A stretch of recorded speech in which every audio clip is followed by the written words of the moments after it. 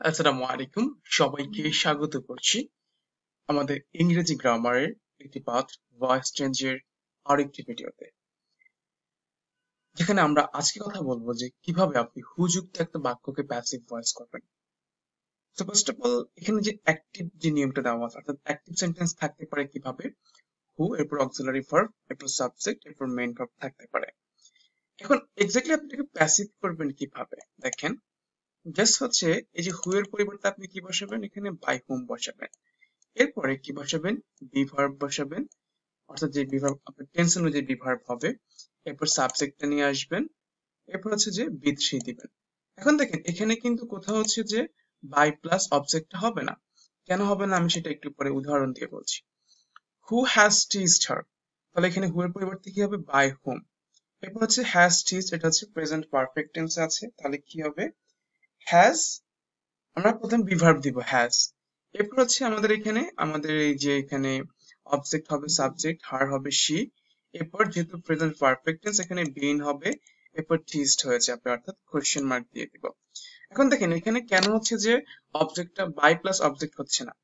এখানে সাবজেক্ট হচ্ছে আলটিমেটলি হু, হু এর অবজেক্ট হচ্ছে হুম, যেটা ইতিমধ্যে এখানে ব্যবহার করা হয়ে গেছে।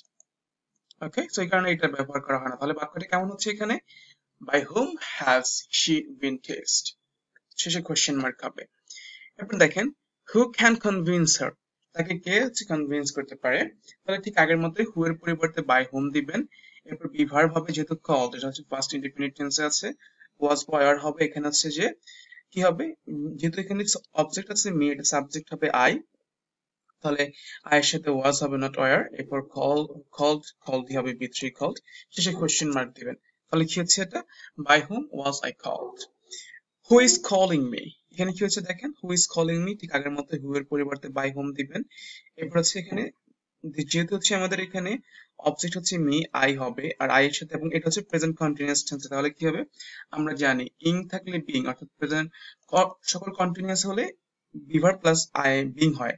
তাহলে এখানে বাই হোম ইম বিং, সরি এম বিং, এরপর হচ্ছে আই হয়ে যাবে এখানে, দুঃখিত মি হয়ে যাবে এখানে আই। এরপর কলিং হয়ে যাবে এখানে কল্ড। তাহলে কি হচ্ছে এখানে, by whom am being I called, এটা হচ্ছে এখানে আমাদের প্যাসিভ ভয়েস। এরপর দেখেন হু উইল লার্ন ইংলিশ, তাহলে এখানে বাই এর হু এর পরিবর্তে বাই হুম হবে। এরপর যেহেতু আমাদের এখানে modal mean be verb modal verb হবে, উইলি বসাবেন।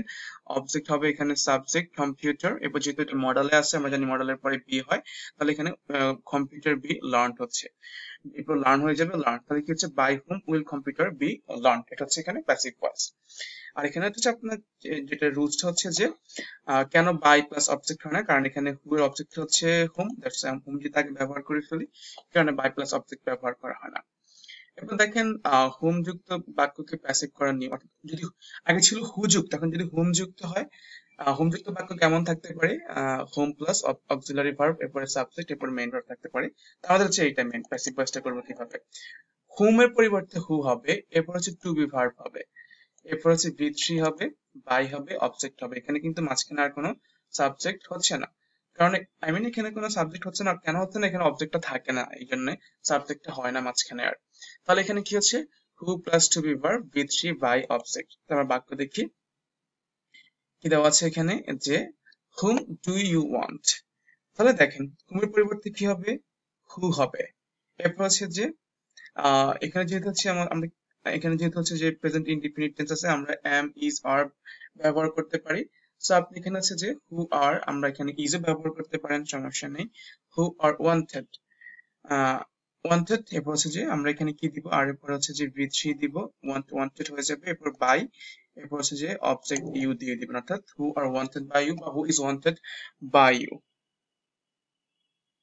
এরপর দেখেন কি হচ্ছে এখানে, whom whom did I help, তাহলে হোমের পরিবর্তে এখানে কি হবে, হু।